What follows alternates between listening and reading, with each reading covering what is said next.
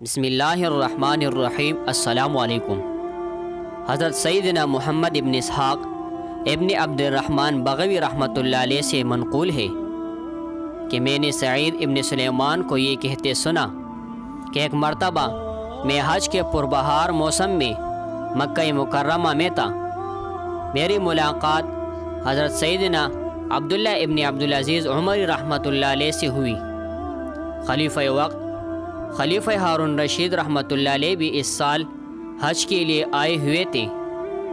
ایک شخص حضرت سیدنا عبداللہ ابن عبدالعزیز عمری رحمۃ اللہ علیہ کے پاس آیا اور کہنے لگا، اے عبداللہ، امیر المؤمنین کو دیکھیے، انہوں نے تمام لوگوں کو صفا و مروہ سے دور کر دیا ہے تاکہ پہلے خود سعی کرے بعد میں دیگر لوگ۔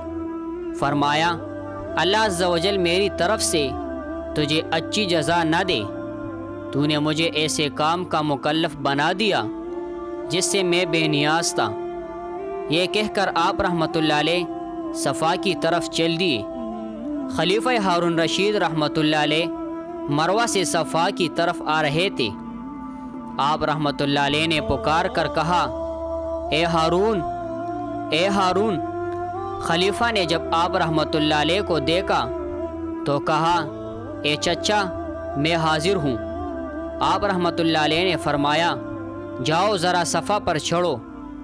خلیفہ صفا پر چڑھ گیا تو فرمایا، ذرا خانہ کعبہ کی طرف دیکھو۔ خلیفہ نے خانہ کعبہ کی طرف دیکھا تو آپ رحمۃ اللہ علیہ نے فرمایا، بتاؤ کتنے لوگ موجود ہیں؟ کہا، انہیں کون شمار کر سکتا ہے؟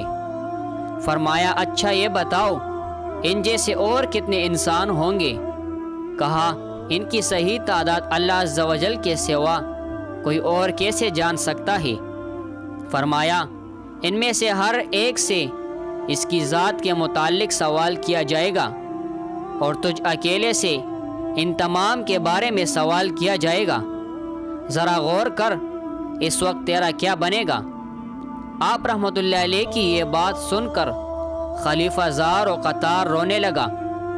حضرت سیدنا عبداللہ ابن عبدالعزیز رحمۃ اللہ علیہ نے فرمایا، اے خلیفہ، میں ایک اور بات کہنا چاہتا ہوں۔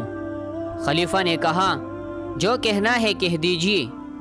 فرمایا، اللہ عز و جل کی قسم، بے شک جو شخص اپنے مال میں جلدی کرتا ہے تو وہ اس سے روک دیا جاتا ہے، تو جو مسلمانوں کی مال میں جلدی کرے تو اس کا کیا حال ہوگا؟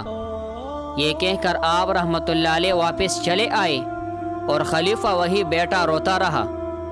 حضرت سیدنا محمد ابن عبد الرحمن رحمۃ اللہ علیہ کہتے ہیں، خلیفہ ہارون رشید رحمۃ اللہ علیہ کہا کرتے تھے، میں ہر سال حج کرنا چاہتا ہوں اور مجھے کوئی نہیں روک سکتا، لیکن حضرت عمر رضی اللہ تعالی عنہ کی اولاد میں سے ایک شخص ایسا ہے جس کی وجہ سے میں اپنی یہ خواہش پوری نہیں کر سکتا۔